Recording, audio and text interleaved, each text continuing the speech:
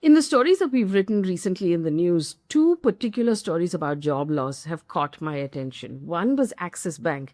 They've reported that it's expanding its business and expanding its number of branches, but still cutting its workforce and laying off people. At the same time, the Walt Disney Company reported that it is relying more on technology and efficiency and reducing the manpower that it uses across the world. It's not a coincidence. Across sectors, we have more and more companies that have figured out that they don't need as many people to do the same work. And it raises a very difficult question today on Labor Day of whether AI or machines are actually doing your job and what that means for a country like India that depends on services. Also, what that means in cities like Bengaluru, in Gurgaon, and Hyderabad, in Pune, entire cities that depend on the tech sector and the services sector to actually run its economy. That's what we were looking at in this particular video. Before we go further, remember, like, share, subscribe, and also sign up for our membership if you can. We give you a news bulletin every day of the happenings from around the world. But before we get started talking about AI, I do want to tell you an interesting story as to why we celebrate Labor Day on the 1st of May. It actually goes back to Chicago, US in 1886. So at that point, there were workers working in factories all over the US who were working in inhumane conditions. They didn't have fixed work hours. So they would be worked continuously without any time off, without any benefits. And so the workers started to organize and they started to protest. Now, in May 1886, there was a simple demand by workers who were asking for an 8-hour workday. On the 3rd of May, the police actually fired at striking workers, killing 2 people. And in response, labor leaders called for a peaceful protest on the 4th of May. The protest itself was peaceful, and the way people started to disperse and it started to rain, there was a little bit of chaos, and someone threw a bomb at the police. That's when it really got bad. The police fired into the crowd. 7 police officers were killed. 4 civilians were killed. And what happened after that was a crackdown on labor leaders. So 8 men who were organizers of the protest were arrested. 7 were sentenced to death. 4 were executed. 1 died in prison. And also, that led to a crushing of the labor movement. So the Haymarket affair, which is where this protest actually happened, led to these executed men being looked at as martyrs of the workers' movement, and the demand for an 8-hour workday then became a global phenomenon, and people started demanding an 8-hour workday all over the world. It was in 1889, a couple of years later, when socialist and labor groups in Europe decided that the 1st of May would be observed every year in honor of all workers and to remember the Haymarket struggle and the people who died and were martyred for the cause of laborers. That is why the 1st of May is Labor Day all over the world. Also in India, we have Maharashtra Day. So happy Maharashtra Day to you. Also quickly,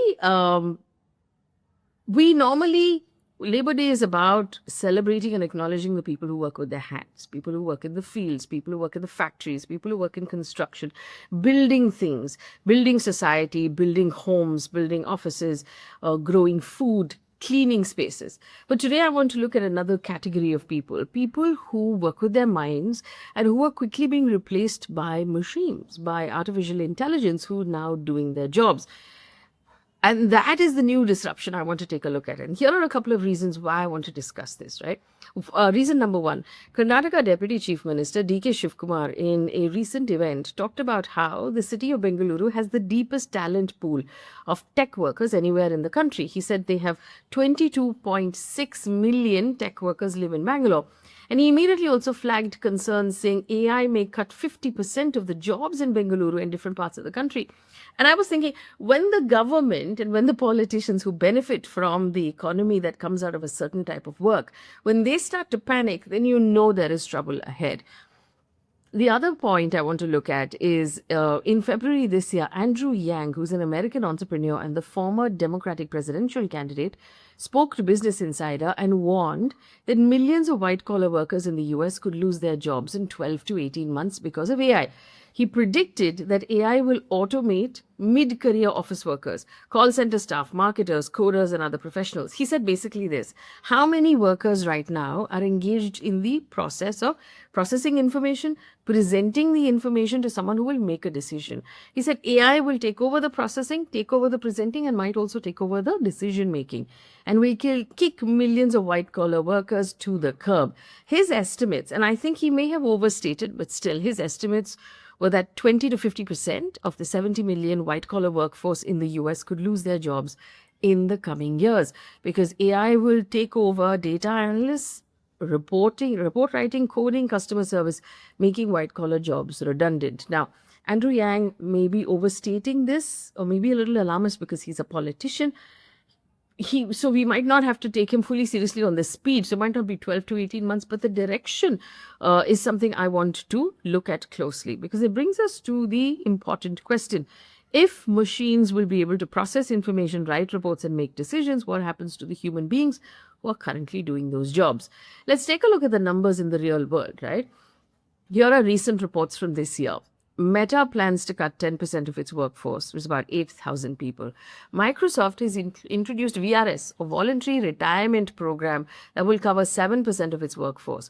Oracle reportedly cut 30,000 jobs globally. 12,000 of those were in India. Snap and Block are reducing workforces globally. The tech sector has reduced 45,800 jobs in March this year alone, making March the worst month of all. And we're seeing these layoffs as a structural shift. So one is, of course, during the pandemic, there was aggressive hiring, and that is being now recalibrated. Also, new hiring apparently has come down quite a bit. And the shift is not just for 2026. In 2025 as well, jobs were lost because of AI. Layoffs were a defining feature. It was, according to one US consultancy firm, Challenger Gray and Christmas, 55,000 layoffs in the US were because of AI. MIT did a study in November that shows that AI can already do the job of 11.7% of the American labor market, and it could save $1.2 trillion in wages across finance, healthcare, and other professional services. That is massive. I mean, let's remember that all private sector companies are capitalist, which means that the only thing they owe is better profits to their shareholders. They don't owe anybody else anything else. So if you're going to tell them that, hey, listen, there is now a technology that can take over 11% of the jobs in the entire US market and save $1.2 trillion, they're going to take that option. There's no doubt about it. Let's take a look at the market. Okay, globally, the AI market is currently at about $391 billion as of 2024. It's expected to grow to 10 trillion by 2034. In India as well, our market could cross 17 billion by 2027. But let's take a look at what's happening in India particularly. So the big sort of disruption for India came when Anthropic launched the plugins for Claude Covoke as an agent. Basically, it can automate functions across legals, sales, marketing, and data analysts. And analysts at CLSA looked at the Naukri JobSpeak Index and the daily hiring activity, and indeed they saw an impact. This is what they have seen. They've said that anxiety around AI and job losses is there, but the data does not show a collapse in hiring in the IT sector. What it's showing is a transition in hiring. So companies are becoming more productive with fewer people. Overall hiring is continuing, but it's changing. So they're hiring only very specialized people and very entry-level people. It's that middle chunk which is actually suffering. So the Indian tech sector has seen around 40,000 jobs lost in the last year. Companies like TCS have reduced their headcount mostly in the middle level, which has been hit the hardest. Infosys, Cognizant are planning on hiring tens and thousands of freshers. So basically freshers who can be trained from scratch, or people who are really talented or very trained as far as AI is concerned, but nothing in the middle. And that is the real shift. So high paying roles are going to be for people with deep expertise. And then, of course, what will happen is the routine mid-level jobs will be automated.